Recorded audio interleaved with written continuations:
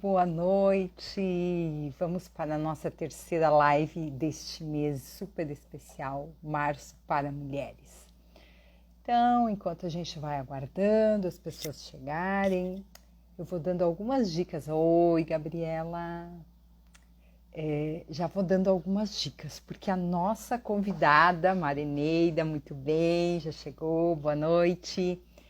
A nossa convidada é a minha queridíssima amiga, coautora comigo nesse livro maravilhoso, que tem 40 mulheres do Brasil que contam as suas histórias. A Ana já entrou. Muito bem, deixa eu ver se eu consigo convidá-la aqui.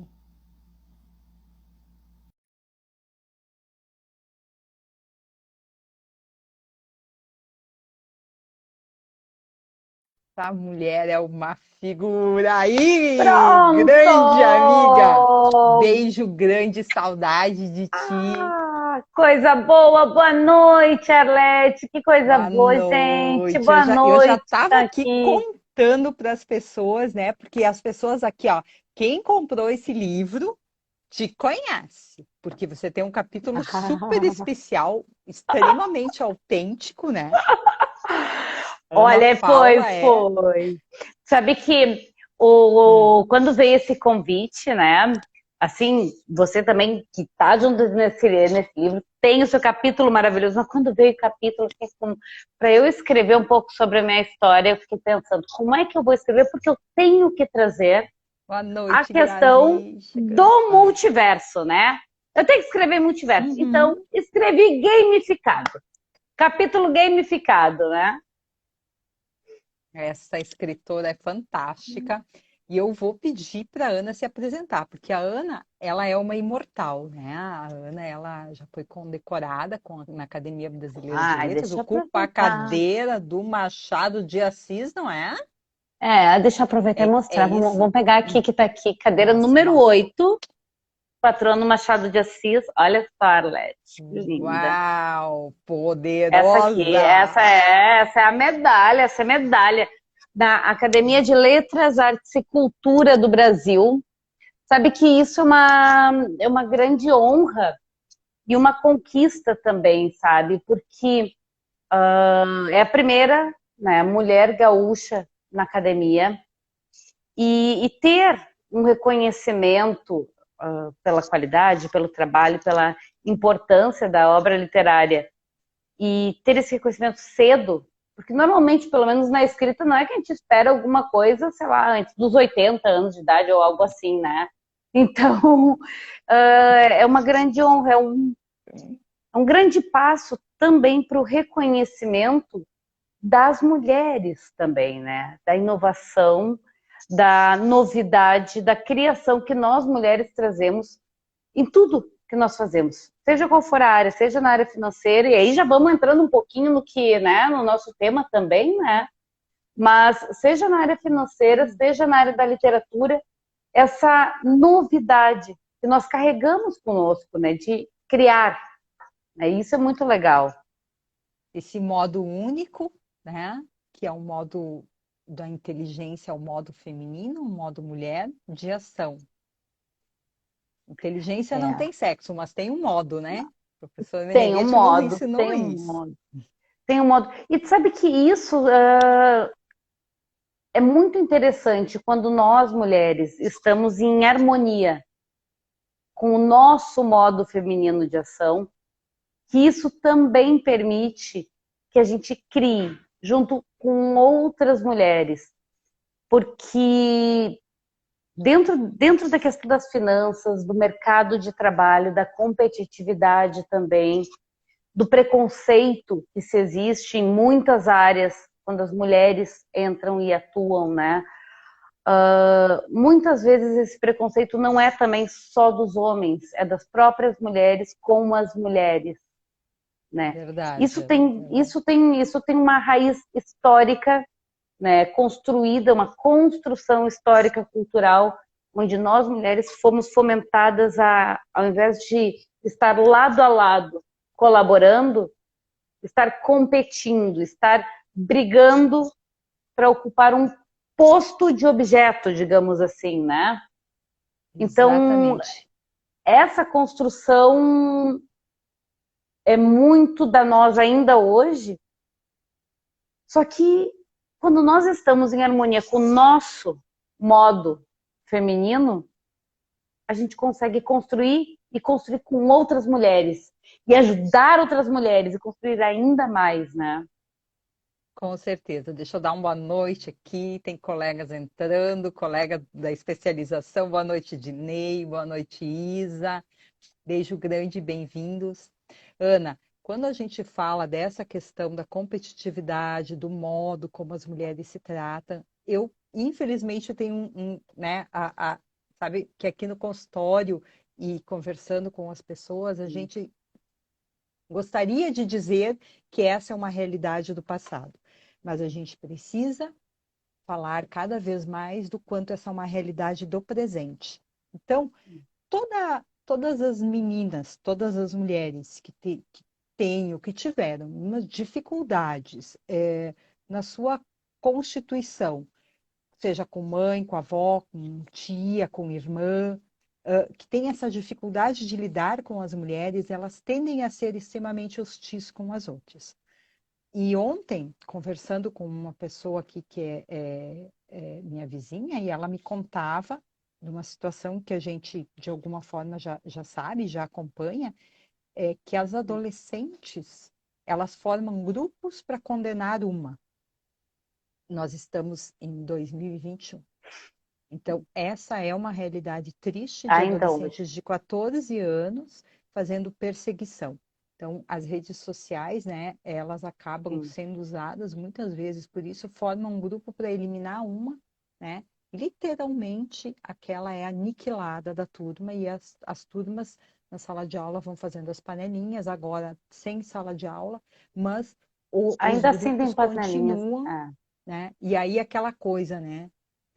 Do quanto as mulheres tendem a complicar com as mulheres em vez de se unir com as mulheres. E o quanto isso tem essa raiz daquilo que não foi tratado, daquilo que não foi Sim, trabalhado na sua própria história, aquela sua dor, né? Aquele modo hostil, porque infelizmente a tendência de hostilização ela é muito grande, como se sim. fôssemos concorrentes em alguma coisa. Como se não houvesse espaço para todas. E aí a proposta de março para as mulheres e trazer tantas, né? Começou com mulher e beleza, mulher e menopausa, que também é um tema super necessário. Mulher e dinheiro, fundamental, né? Sim. Agora eu já vou entrar um pouco naquilo que eu me proponho, quando a gente olha para a história da mulher e a gente vai vendo o quanto as mulheres eram completamente dependentes. A gente não está falando de uma história de séculos passados, a gente está Não. falando de uma permanente que, de Sim, alguns anos para cá, as mulheres estão no mercado de trabalho e com uma relativa autonomia, sim. mas a questão do dinheiro não foi aprendido, não está, né? Salvo raras exceções, Ana Paula Pregadier, que teve uma educação né, maravilhosa, né, Marineida? Que, que faz com que você tenha um outro olhar e ensine educação financeira para crianças, para adultos, enfim, né? Então, assim, ó, nós temos uma história de afastamento do dinheiro. Por quê? Porque às mulheres era reservada a condição da migalha. Qual era a Uhum. migalha? Ela tinha que economizar o máximo, ela tinha o dinheiro, ela tinha o acesso ao dinheiro quando o marido lhe dava para ir ao mercado, Uhum. né? Isso é uma história muito recente. Real. Uhum. É, e real. Então, assim, nesse momento, vivendo num meio que é mais rural, né? E você, Ana, você trabalha em muitos lugares do Brasil. Então, assim, ó, você sabe dessa realidade que eu estou falando. Uma coisa é a gente Sim, viver em Porto Alegre, viver em Brasília, viver em São Paulo, e do modo como as sim. coisas funcionam, a visão, o tipo de liberdade que se tem, né? A outras necessidades e um modo de se profissionalizar que também é muito diferente, passa por outro lugar do que os espaços mais rurais. Então, esse, para mim, é sempre um ponto que chama atenção, porque quanto mais rural, mais tradicionalista. Sim, sim. Então, Segue todas as culturas, todo o padrão, e mesmo dentro de sociedade, comunidades mais matriarcais, com uma, digamos assim, com uma colonização, onde a mulher tem uma força, ainda assim se verifica que ela pode ter a força, mas ela não domina o dinheiro. O dinheiro, o recurso, não uhum, é permitido, não era permitido, uhum, né? Se a gente for pegar aqui há menos de 100 anos atrás, a gente está falando aí de 60, 70, 60 anos atrás, 50 anos atrás, mulheres não podiam ter negócio sem autorização do marido. exatamente. Sabe que agora me lembrei de uma coisa, né? Às vezes a gente vai falando e a gente lembra Hum, de alguns fatos, né? Quando eu fiz faculdade, no meu terceiro semestre de faculdade, dentro da administração, né? Minha formação base é administração. No terceiro semestre eu tive aula de direito. E, e naquele momento, eu estava na faculdade, ainda era vigente a lei que condenava a mulher na separação caso houvesse traição. nossa. Ou seja, eu era adulta, não é que faz 50 anos, Aham, sabe? Eu estava na faculdade e legalmente ainda era vigente que se fosse comprovada a traição da mulher, o adultério, ela uhum. perdia os direitos que ela tinha sobre os filhos. Óbvio que não era, digamos assim, aplicado, né, em larga escala, porque obviamente já tinha-se A a cultura já havia mudado compreensão, um né, pouco, que não mas era, não que muito. não, mas assim, por mais que não se aplicasse, a jurisprudência não aplicasse, a lei ainda estava, ainda dizia isso. E toda essa questão cultural, ela vai fazendo uma marca, né? Que de mãe para filha vai se passando. Então, essa condição da mulher de ver sob constante ameaça de que qualquer coisa errada ela vai ser punida, isso é um registro no nosso inconsciente coletivo, né? Sim, sim, é um registro, e aí, dentro de pesquisas, né, olhando as pesquisas sobre comportamento feminino e masculino, por exemplo, no mercado de trabalho, uma das coisas que se verifica é o seguinte: para se candidatar a uma vaga, né, de trabalho, de emprego, o homem, se ele entende que ele tem 70%, 70 e poucos por cento dos requisitos, ele se candidata. Se a mulher não tiver certeza que ela tem 100%, ela não se cento e candidata. cinquenta 150, deve ser no mínimo, ela tem que ter Exato. certeza O nível de absoluta cobrança, né? o nível de cobrança. E outra, e aí a gente entra também dentro da questão do mercado de trabalho, e o mercado financeiro tem muito disso, todos os mercados têm, mas enfim, falo do mercado que é um mercado que eu conheço bem, né? O homem, quando ele é promovido pelo potencial, né? Não, porque ele é bom, ele vai entregar. Ele é promovido pelo potencial. A mulher é promovida pelo resultado. Ela entrega. Ela tem que entregar para provar que, e isso Uhum. justificar a sua promoção. A mulher não vai pedir uma promoção sem ter entregado primeiro. Por quê? Entra um pouco também no nosso aculturamento de entender que não, esse lugar não é meu, a não ser que eu prove Que que ele precisa é meu. provar. Permanentemente é uma prova, E né? Uma prova. essa prova não está só entre os outros olhando para a gente. Somos nós, mulheres, que às vezes precisamos provar, porque senão nós não vamos. Isso é nosso, que nós temos que trabalhar também. O reconhecimento da nossa competência, o reconhecimento da nossa jornada, da nossa caminhada. A gente não precisa provar A gente tem que ser quem nós somos, a competência que nós somos. Exatamente. E o que que tu diria para essas mulheres que não herdaram, né, uma relação positiva com o dinheiro, né? Que não tiveram esse estímulo da família, mas que hoje estão aí e têm dificuldade em fazer a organização de si mesmo em relação ao dinheiro, porque Sim. é algo que fica um pouco solto. Eu percebo isso aqui no consultório com algumas mulheres que às vezes o investimento é na grife e não na bolsa, né? Sim. Assim, E que tem, assim, ó, e tudo bem, não é que é um problema investir na grife, não é um problema pagar uma bolsa. A grande questão não é que tu pode ou não pode comprar uma bolsa, ou não deve comprar um sapato de marca, ou o que quer que seja.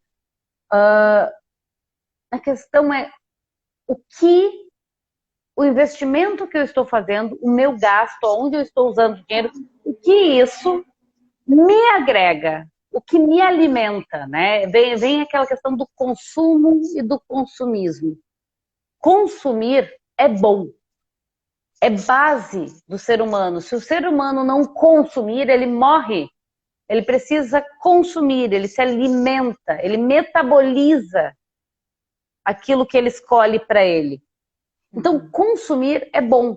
Quando você consome algo, metaboliza algo que é próprio para você. Que vai te fazer bem, que vai te fazer que crescer, que vai reforça te a tua ajudar. identidade, isso? Que reforça a identidade. E quando a gente fala com os jovens aqui dentro desse sentido, né? Porque às vezes quando a gente fala com uma molecada, 13, 14, 15 anos, não adianta a gente falar numa linguagem muito, né? Que eles não vão, não, às vezes não gostam muito. Mas o que de fato te representa? O que é você? Aquele tênis, aquela blusa, realmente tem a ver com você? Sim, reforça a tua identidade, é o melhor termo.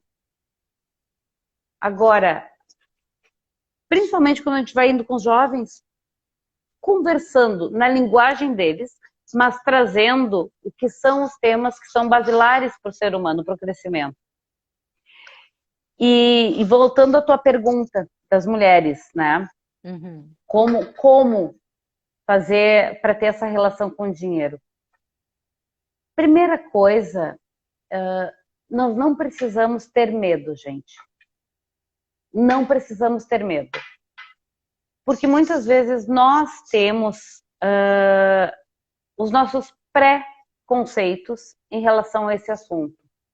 Por exemplo, eu não gosto de matemática, então eu não sei lidar com dinheiro.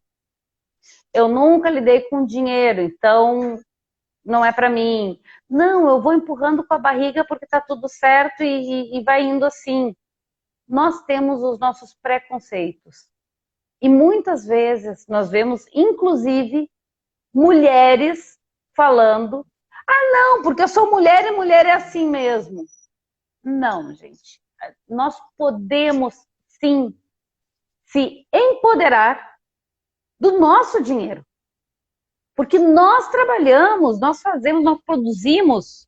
De alguma forma, nós criamos, geramos essa receita, essa renda, e nós precisamos nos empoderar do nosso dinheiro.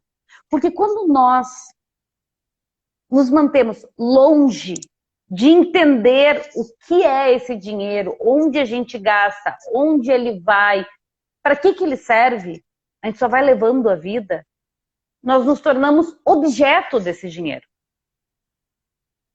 Aí você está falando de consciência do meu modo de ser com o dinheiro. Sim. Do modo de Porque cada pessoa ser com o dinheiro. Isso tem a ver com o dinheiro e com o teu próprio estilo de vida. Porque, por exemplo, os nossos gastos financeiros, eles são um reflexo do nosso estilo de vida. Não financeiro, não de dinheiro. Se nós temos um estilo de vida que nós não acompanhamos, não cuidamos das coisas, não prestamos atenção, não entendemos o porquê e para que fazemos alguma coisa, nós também vamos agir assim com o dinheiro. Vamos lá, vamos pegar um exemplo que pode ser de alimentação, que pode ser de exercício físico ou até de vestimenta, tá? Digamos que eu me acordo de manhã, eu vou ali no guarda-roupa, pego qualquer roupa, eu boto qualquer roupa e eu vou trabalhar. Ou vou para casa trabalhar, ou fico em casa.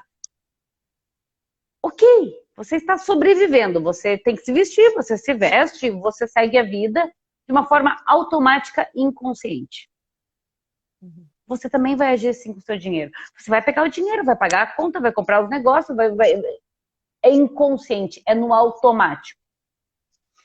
E da mesma forma que a gente tem que fazer para o dinheiro, nós também temos que fazer com a nossa roupa quando a gente acorda de manhã. Como é que eu acordei hoje?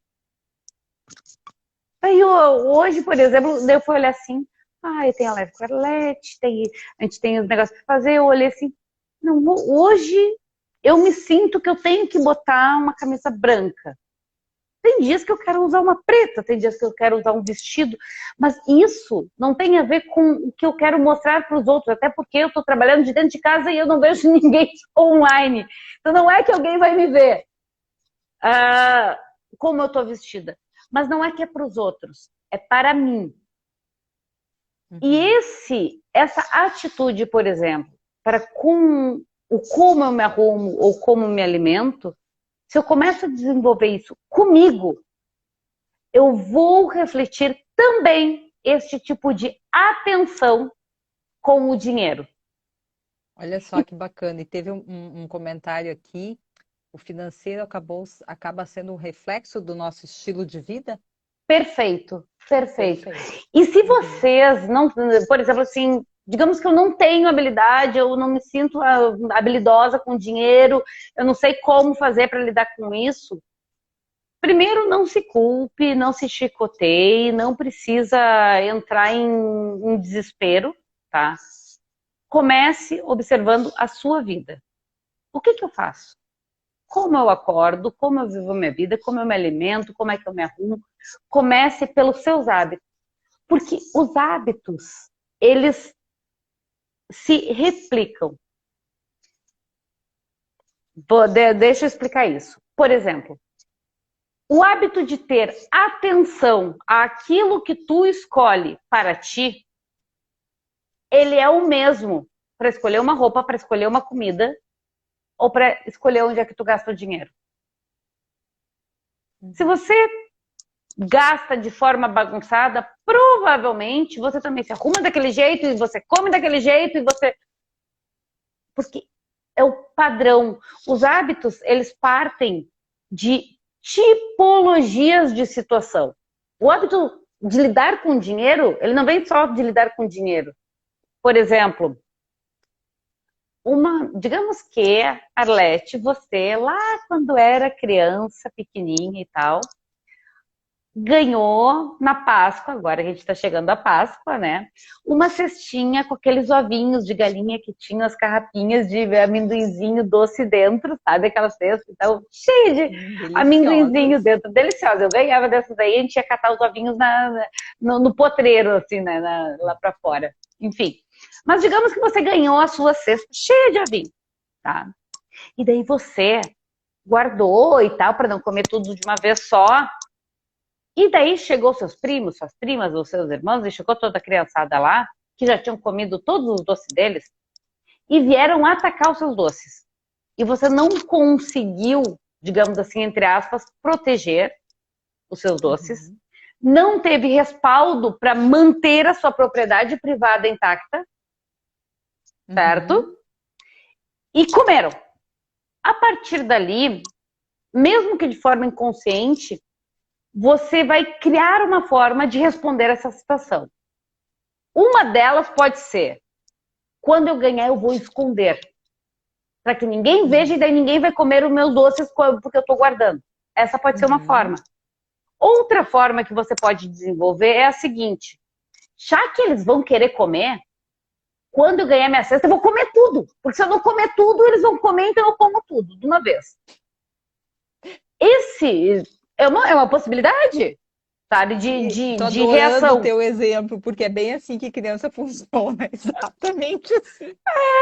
Ou tu esconde, que daí ninguém vê, ou então tu come Ou come tudo, porque já que vão tudo. comer, tipo, às vezes passa mal, enche a boca, aquela coisa que não consegue nem enfiar mais os negócios na boca e tá comendo, né? Mas Uhum. o que acontece? Por exemplo, essa situação, vamos supor, da cestinha de Páscoa, Aham. ela é uma experiência com impacto decisional emocional que registra um modo de ação, um caminho neuronal, não, um traçado minésico, um modo de ação de como tu responde a uma situação onde você ganha um recurso e tem que decidir como usar. Uhum. Possivelmente, a criança que pega ali a cesta e resolve que vai comer tudo antes que os outros cheguem, é aquela pessoa que, em geral, também recebe e já gasta. E quando vê, gastou tudo. Porque se eu não gastar, vai acabar mesmo, entendeu? Então eu vou gastar, já vou pagar as coisas, já vou pagar isso, já vou comprar não sei o quê, e chegou no dia 20 e já não tem mais dinheiro. Porque vai Uhum. gastar mesmo. E não é Uhum. consciente, gente. Não, e não precisem se martirizar porque eu ajo errado, eu sei que eu devia agir diferente, eu sou uma pessoa que eu sou fraca porque eu não consigo ter força de vontade de mudar. Não, calma, gente. Eu Não fiquei adianta só pensando um força de pouco, vontade. sim, eu fiquei pensando na hipergratificação, né? Também na necessidade de se gratificar, porque isso que é o legal. O legal é consumir, por exemplo, ou Sabe que, recebi aquele recurso e eu tenho que consumir para ganhar sim, outro.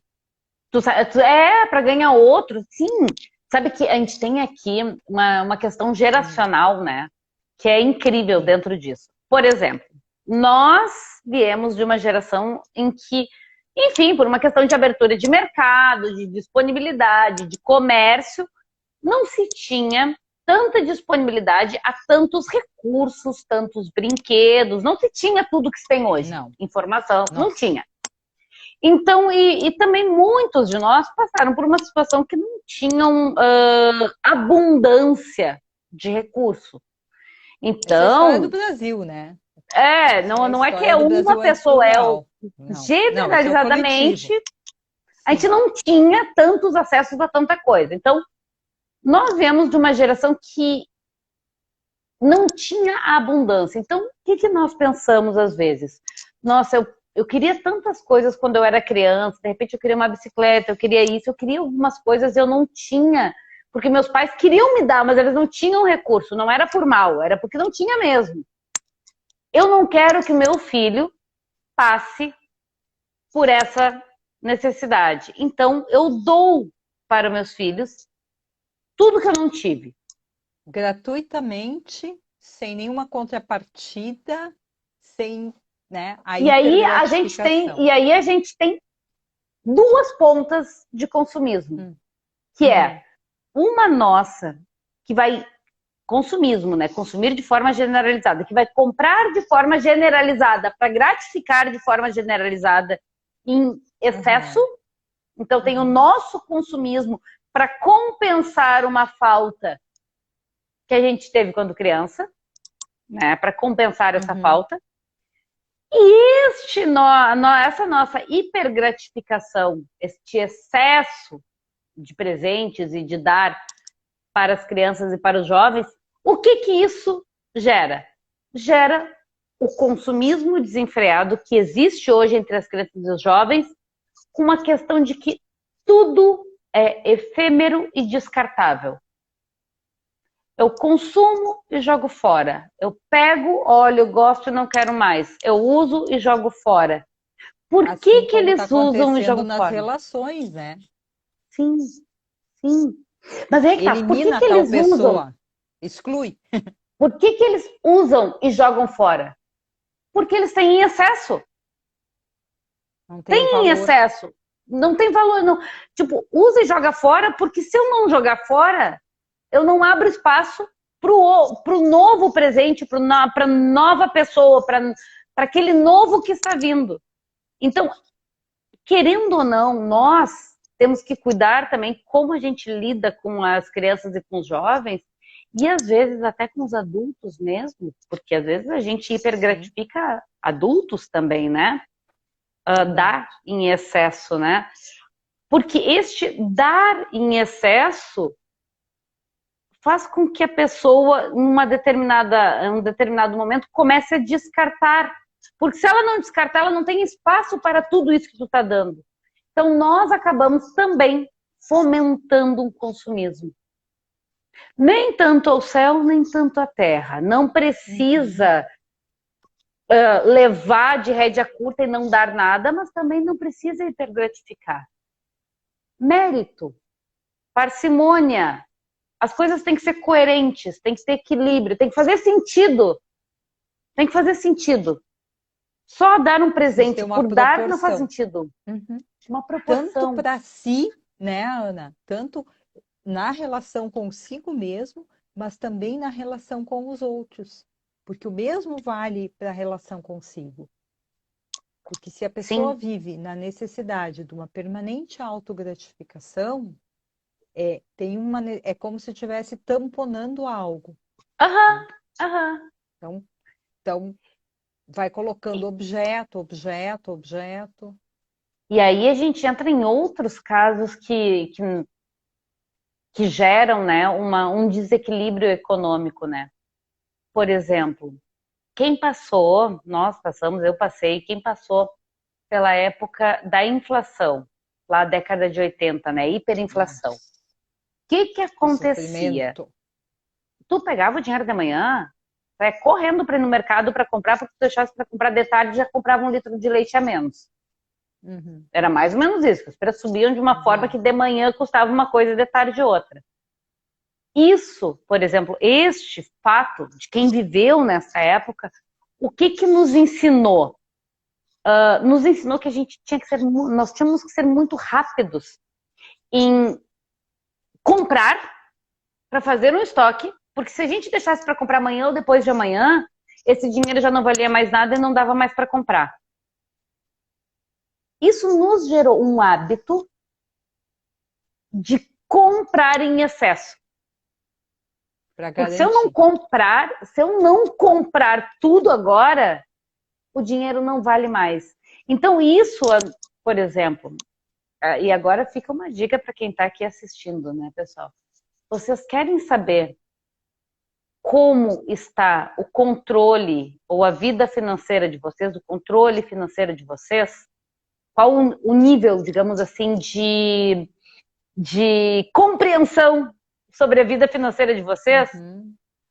Abram as portinhas do armário da cozinha para entender como é que estão os recursos dentro de casa de vocês.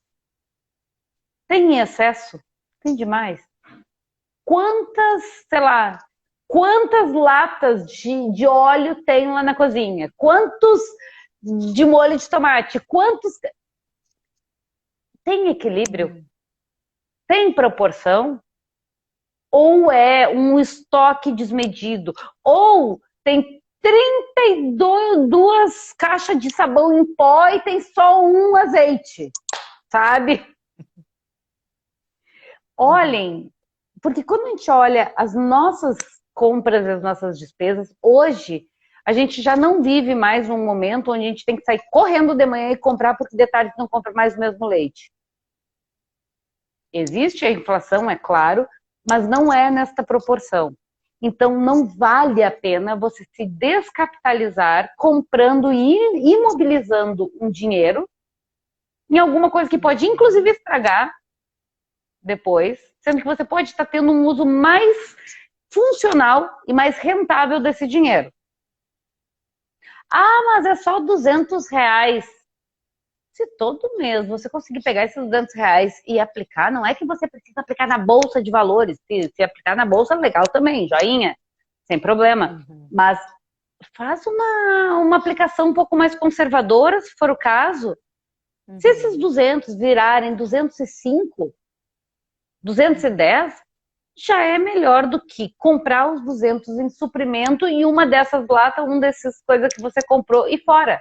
Os 200 já viraram 190 e poucos.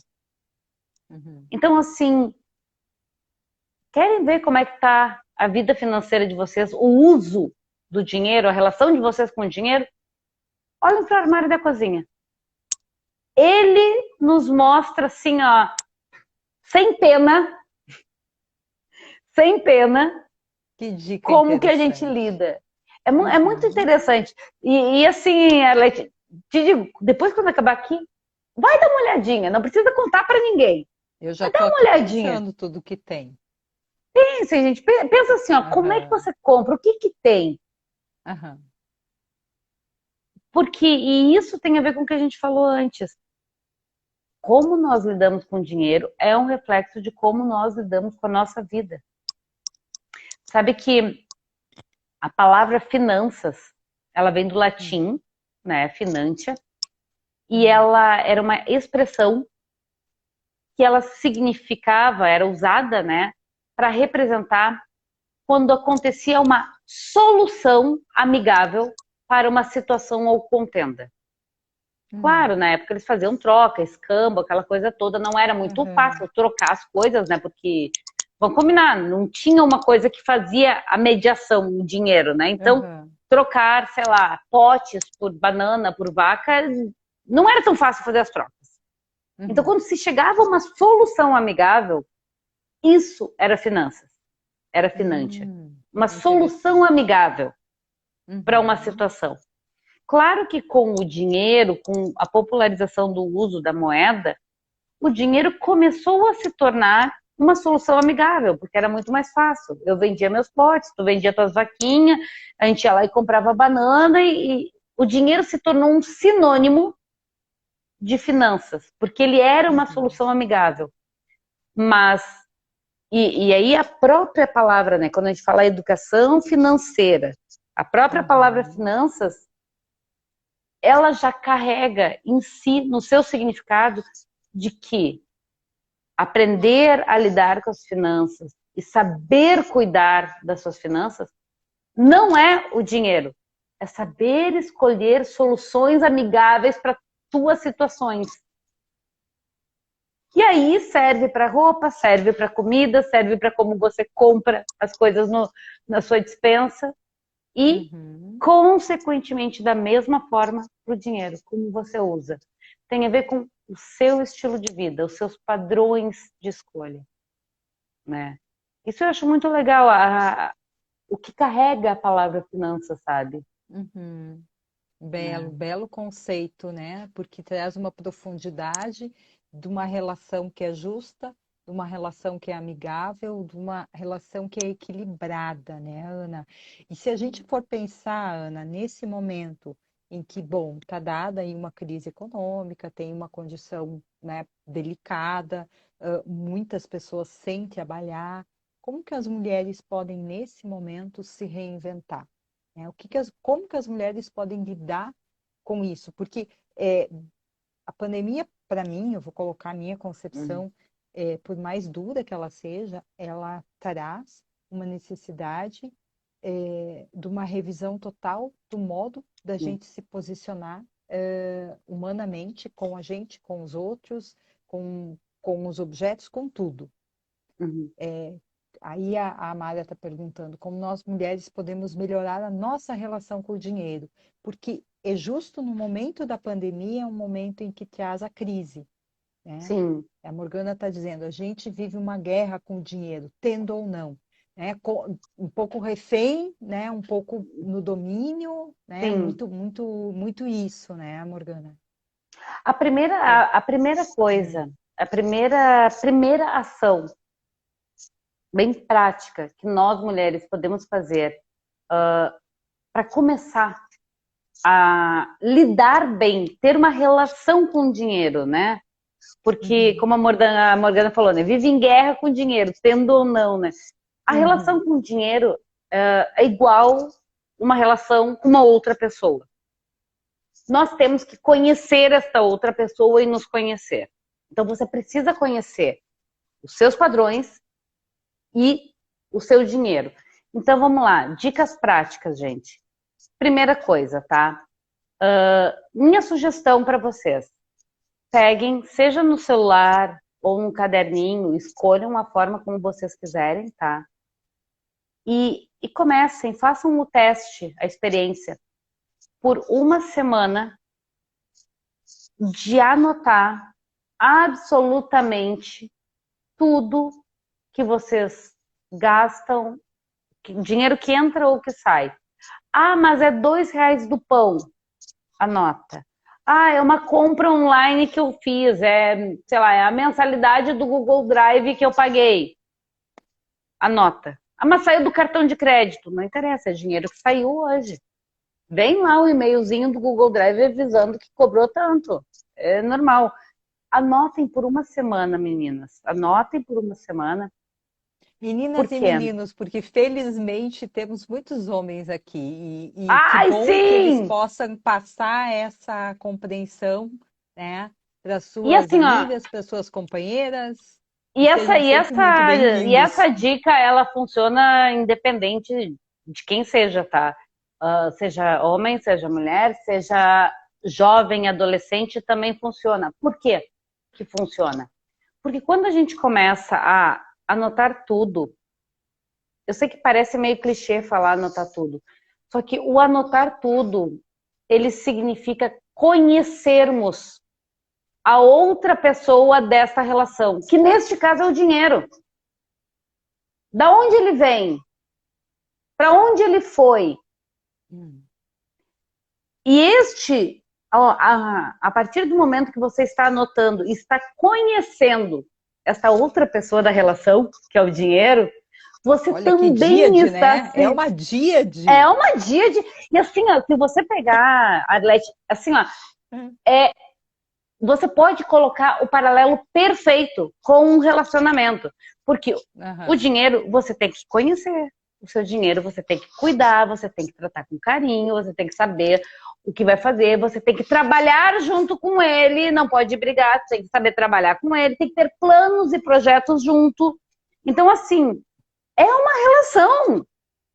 E você tem que conhecer o seu dinheiro e tem que se conhecer. Então, você vai conhecer da onde vem, para onde vai.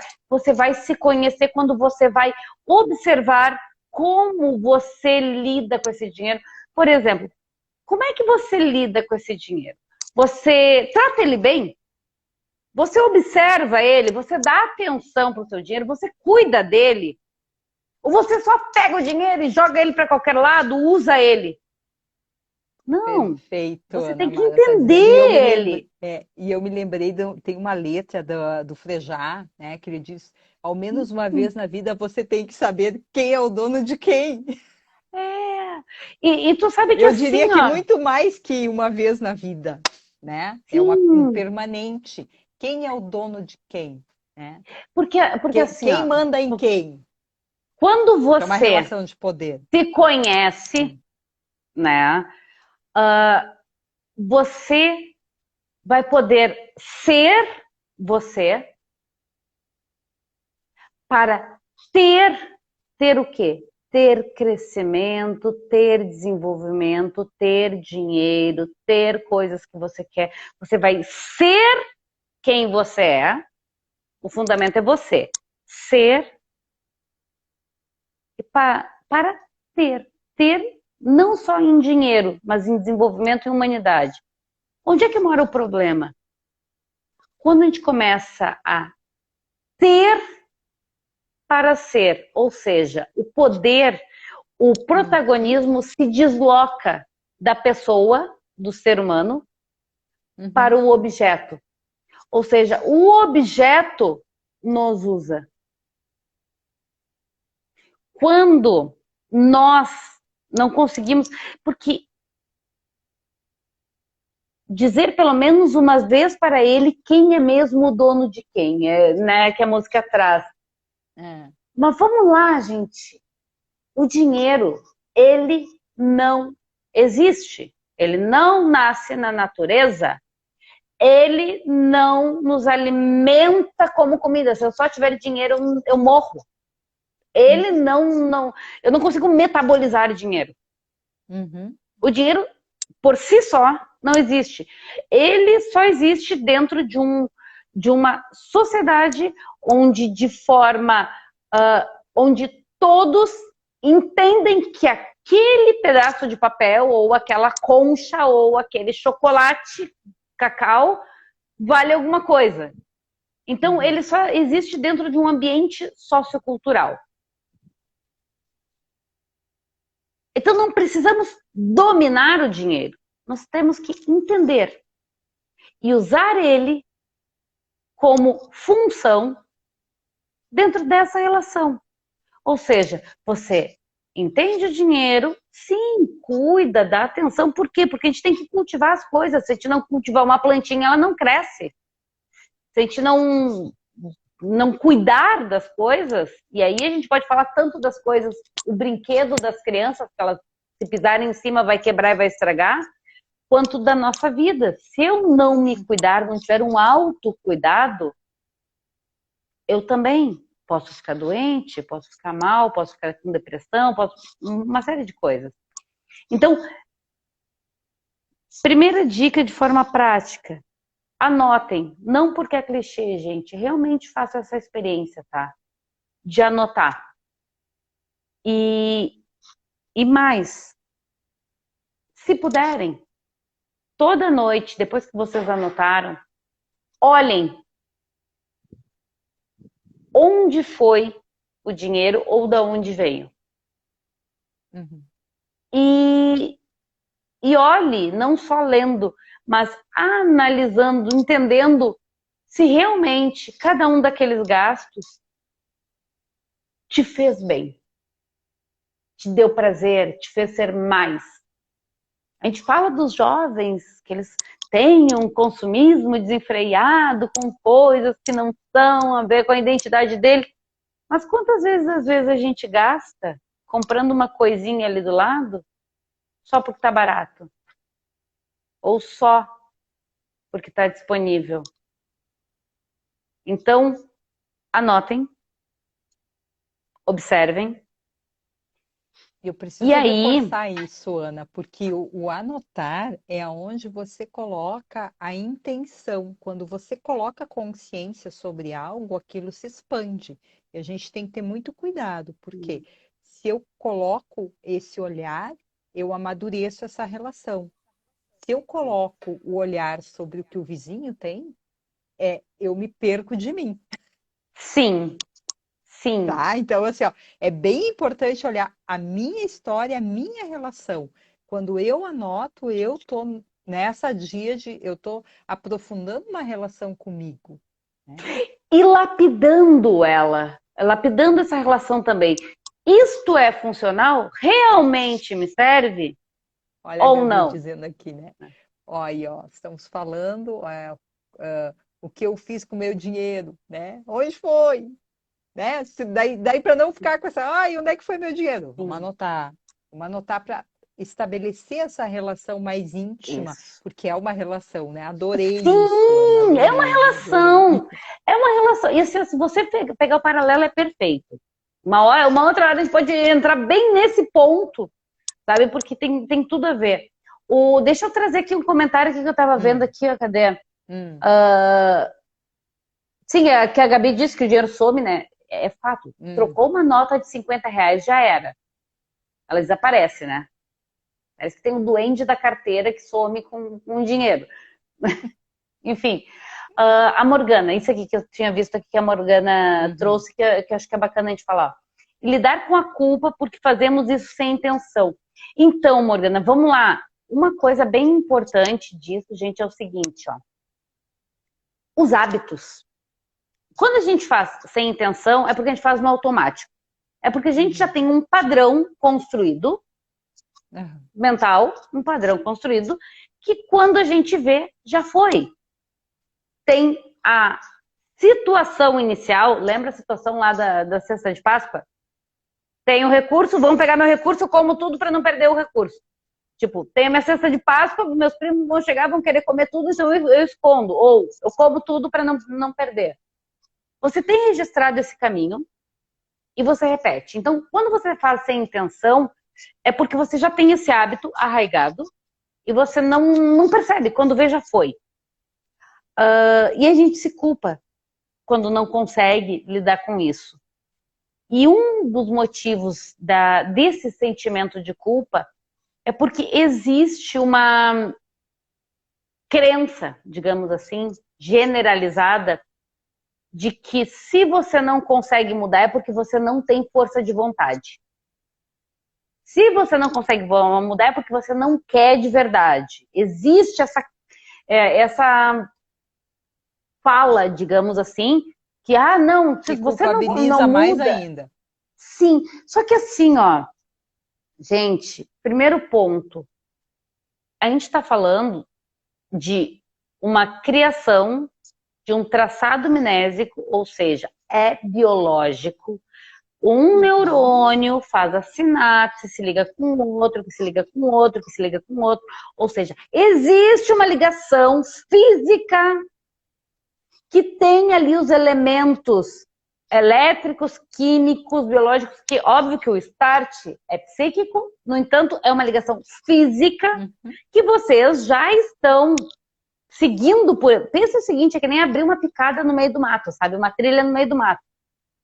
Lá quando você era criança com a sua cestinha de Páscoa, você abriu a trilha, a primeira trilha. Nós estamos aqui há 40 anos passando por aquela trilha. Ela não é mais uma trilha do meio do mato. Ela tem uma estrada com 2 vias, com banquinho, com luz. A gente já está passando por essa estrada há 40 anos, gente.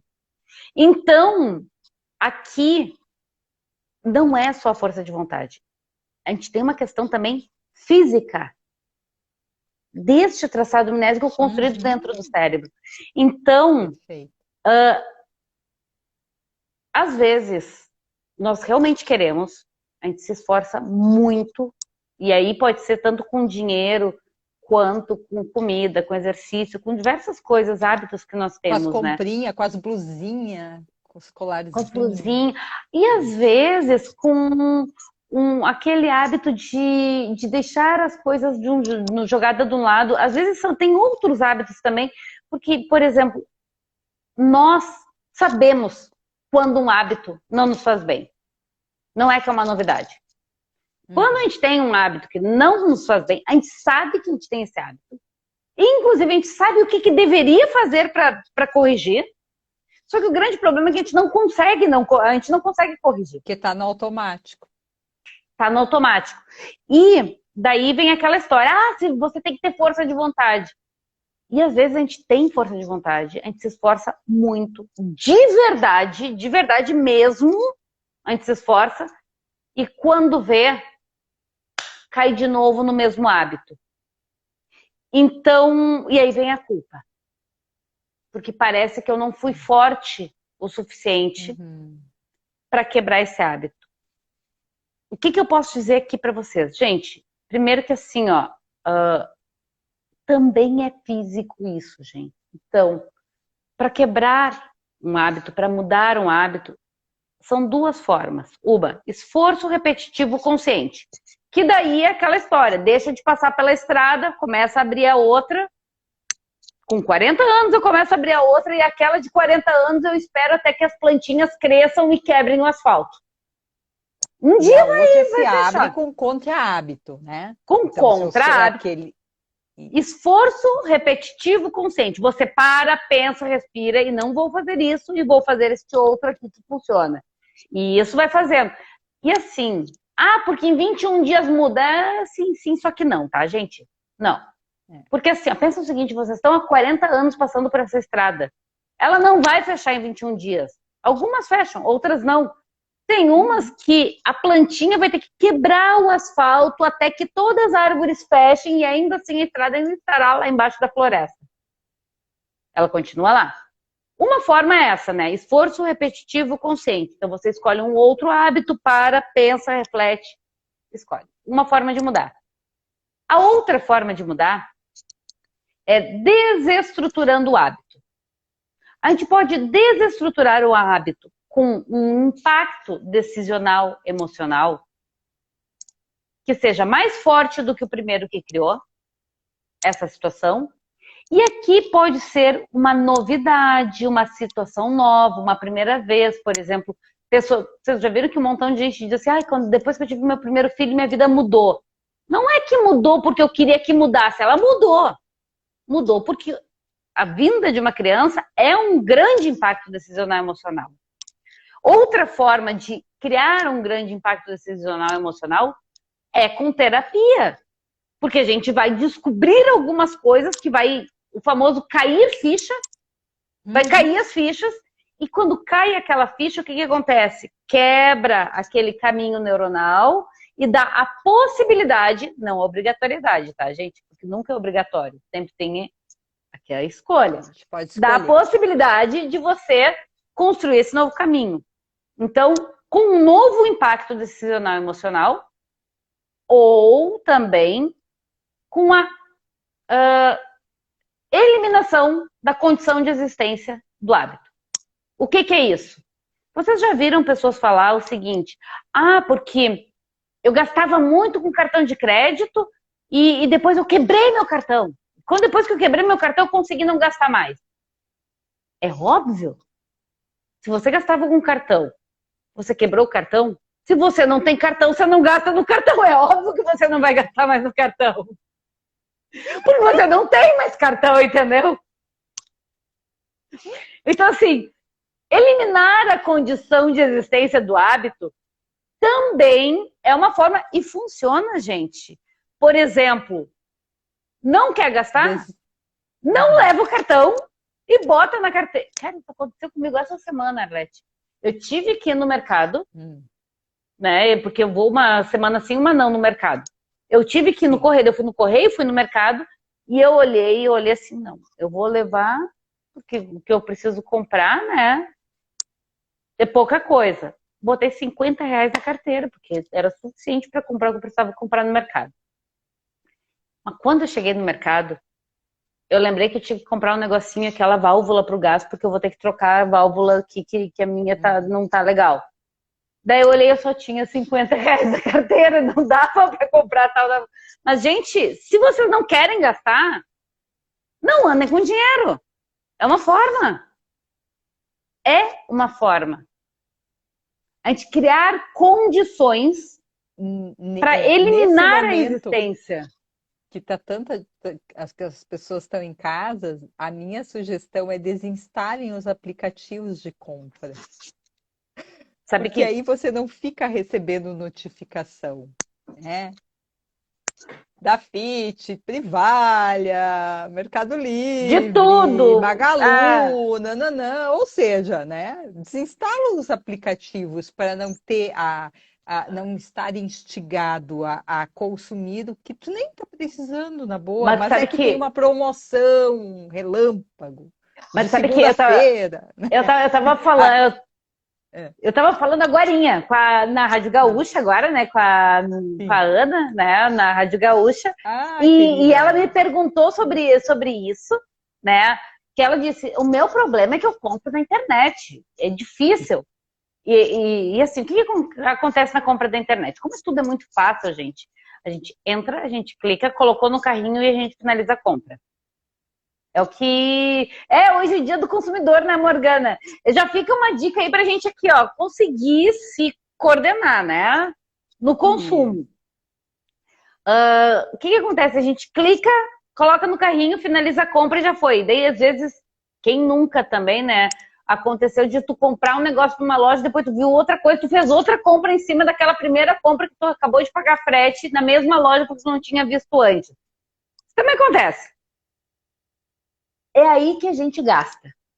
Então, eu tenho 2 dicas para a questão de diminuir o consumo virtual, né? Com as lojas, com as coisas, o consumo virtual. Um deles é o seguinte: você pega e coloca tudo que você quer colocar, que você acha que é legal comprar e tudo mais, coloca no carrinho, deixa lá e compra no dia seguinte. Não finaliza a compra no mesmo dia. Não finaliza a compra no mesmo dia. Deixa para finalizar no dia seguinte. Porque, normalmente, o boleto também, Morgana, o boleto também funciona, porque às vezes a gente esquece de pagar, daí já era e já deixa de lado. Mas a questão de deixar para comprar no dia seguinte, por que que ela é melhor que o boleto? Porque, querendo ou não, existe um lojista do outro lado que provavelmente pagou por aquele boleto, aquela emissão do boleto. Mesmo que seja centavos. Verdade. Então, é uma forma da gente também não penalizar. Tudo bem que alguns sim, outros não, mas enfim. É uma forma que... Né? Então, coloca no carrinho e deixa para finalizar a compra no dia seguinte. Essa é uma forma. A outra forma, vocês vão rir, você vai achar graça, Arlete, mas é a seguinte. Entre na loja e coloque no carrinho, sem filtro, tudo que você queria. Tudo. Não é que você vai colocar isso. Olha isso, mas olha tudo que tem na loja e coloca tudo. 12, 15, 20 itens no carrinho. Coloca tudo no carrinho. Entrou lá numa loja, olhou, por exemplo, eu que adoro livro, né? Daí eu entro lá no Submarino, é um negócio. Daí eu olho aquele livro, daí eu coloco no carrinho, daí eu já vejo a sugestão, daí eu coloco no carrinho. Coloca todos, indiscriminadamente, que você acha legal e que você gosta, todas as opções. O que vai acontecer? Vai ter lá 15 livros dentro do carrinho, 15 coisas de maquiagem, 10 pares de sapato. Óbvio que você não vai ter dinheiro para comprar os 10 pares de sapato ou os 15 livros todos ao mesmo tempo. O que acontece? Quando a gente tem muita coisa no carrinho, a gente olha e a gente começa a eliminar. Daí a gente elimina um, daí a gente elimina outro, daí a gente elimina outro, por prioridade, a gente vai deixando, né? Vamos deixando os que a gente quer mais por último. A gente vai eliminando. Só que o que acontece? Normalmente, quando tu já tem 10, 12 itens e vai eliminando, quando tu chega nos 2 últimos, tu para e pensa, mas será que realmente vale a pena eu comprar isso agora? Eu tô com 3 livros ali que eu tô lendo, um pela metade, mais 2 na fila. Vou esperar mais um pouquinho eu acabar de ler esses que estão aqui, eu vou esperar, depois eu... Porque quando tem muitos itens, tu começa a ter um pensamento crítico. Porque tem que ter, tu não vai comprar os 20, sabe? Sim. Tu começa a ter um pensamento crítico, e daí quando chega nos últimos, tu já não... Tu mesma vai seguir aquela lógica de pensamento crítico e, em geral, você tira. Agora, se você botou só um livro, ou 2, um par de sapato ou 2 no carrinho, você compra. Você clica ali no finalizar e já era. É melhor botar 20. Coloca 20 no carrinho. Você não vai comprar. Do que colocar 2. Colocar 2, a chance é grande de finalizar a compra. Interessante para ir se educando enquanto consumidor, né? E vendo o que é real, o que é prioritário mesmo, o que é necessário, quantas coisas que não há necessidade, mas depois aquilo se acumula, né? Aquele dinheiro, aquela conta, seja uma conta numa loja, seja uma conta no cartão, aquilo vai acumulando, é cumulativo, né? E depois, quando aparece realmente, de repente, uma oportunidade de fazer um MBA, de fazer alguma coisa um investimento que vai mudar importante. a vida, daí não tem a organização para ir para aquilo que realmente poderia fazer a grande diferença, né? E Arlete, vou te dizer o seguinte agora. Se vocês quiserem, gente, fazer um negócio radical mesmo, tá? Façam esse negócio de anotar todos os gastos por um mês, mas anotem direitinho, do tipo...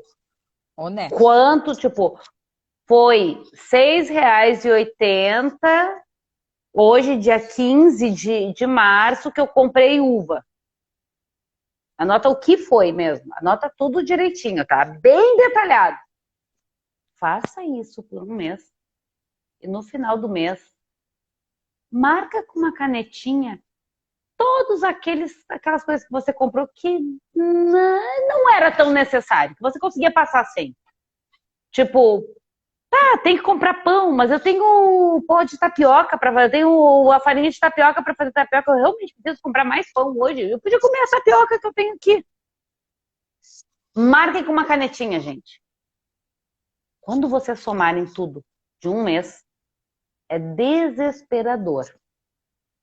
O que nós poderíamos fazer com dinheiro de coisas que Não precisava ter, sei lá, 8 sachês de molho de tomate no armário. Ah, mas é só um sachêzinho. Um sachêzinho vezes 1,45 cada um. Dos 8, eu não vou gastar 8, só aí a gente já tá falando de, sei lá, R$ 6. Junta isso, mais tal, mais tal, mais tal, mais tal. Quando vê, a gente tem aí uma mensalidade de um MBA. Então. E não é difícil, gente. Não é difícil. É que a Isso gente vale não para olha cervejinha, isso vale para os petiscos, isso para vale para tantas tudo. coisas, né, que serve para fazer uma grande reorganização de vida. Para tudo. E não é que você precisa deixar de tomar a cervejinha, ou deixar de comer o petisco, ou deixar de fazer as coisas que você tem prazer. Não é para deixar. É para entender quando vale a pena. O que vale a pena? Por exemplo, às vezes vai valer a pena você comprar aquela cervejinha. Às vezes, de repente, vai valer a pena você comprar um vinho ou uma espumante. Ah, mas é mais caro. Mas de repente é mais caro. Só que a gente vai tomar aqui e vai tomar um, em vez de tomar 10 latinhas, sei lá, sabe? Enfim, não é deixar de fazer nada, mas é ter a consciência de, por exemplo, e se eu diminuísse pela metade essas cervejinhas aqui, em vez de comprar 3 vezes por mês pizza, fora eu comprasse só uma e nas outras 2 eu fizesse, só aí já é 100 contos, gente. De 3 pizzas, se tu diminuir para uma por mês, já economiza R$ 100. Morto, certo? 100 aqui, mais 50 ali, mas daqui um pouquinho tu vai ver que que eu posso fazer com esses 150 que sobraram? Daí você compra a bolsa, daí não tem problema, pode comprar a bolsa também, entendeu? Ou paga uma conta, ou junta, ou aplica, ou faz um investimento e daí você vai render mais grana que depois você vai poder viajar, você vai poder fazer um curso, você vai poder fazer alguma coisa bacana. Quem quiser realmente algo bem assim, radical, né? Faça por um mês. E no final do mês, marque com a canetinha. É É perfeito, já incrível. fiz várias vezes, faço todo ano, tem sempre um período que eu faço de 3 meses, né? Porque como profissional autônomo, né? É bacana fazer em 3 meses e depois você dividir pela hora, né? Você Sim. faz, soma tudo, vê quantas horas trabalhou para ver qual que é o valor da tua hora. É extremamente importante porque é uma forma, né, de estar fazendo uma organização e sempre uma atualização. Isso, Então, e de assim, ó. tempos em tempos, essa atualização ela é extremamente necessária, porque a gente entra com contra-hábito e daí pode estabelecer outros vícios. Isso! É isso, Já Arlete! me peguei nisso, Ana! Porque assim, ó, daí você, aquela história do relacionamento com o dinheiro, né? Você conhece o dinheiro, você conheceu os seus hábitos, conheceu o seu padrão, já sabe como se relacionar com ele, beleza. Dali 6 meses, vocês já estão casados, bonitinhos, num relacionamento feliz por 6 meses, 7 meses, 8 meses. Mas às vezes algumas coisinhas vão mudando ao longo do tempo. Vai começando a fazer aquela coisinha que não gosta, largar a toalha em cima da cama, aquelas coisas, sabe? Uhum. E acontece a mesma coisa com o dinheiro, e você começa a gastar aqui nesse negocinho que você não sabe, começa a não sei o que você... Ou seja, de vez em quando, gente, fazer essa anotaçãozinha aí, ela é bacana. Para ver como é que estão indo as coisas. Para tirar uma febre, né? Para ver como é que tá. E onde nós podemos sempre melhorar para ter mais liberdade.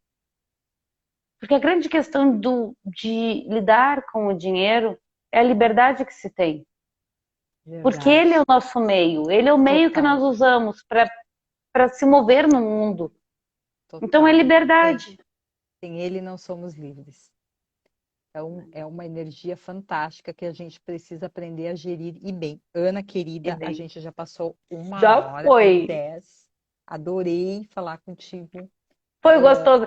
Gente, amei falar com vocês aqui. Eu vi assim, os comentários espetaculares, tá, gente?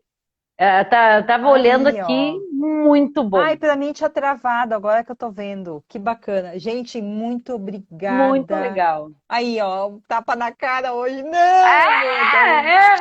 Não, é uma tomada de consciência. Como é que é? Uma tomada de consciência. Como é que é? Que bom, eu sou normal. É normal e tá tudo certo, gente. Assim, ó, não se martirizem, sem chicote, tá? Fiquem tranquilas. E assim, ficar tranquilas não quer dizer não fazer nada.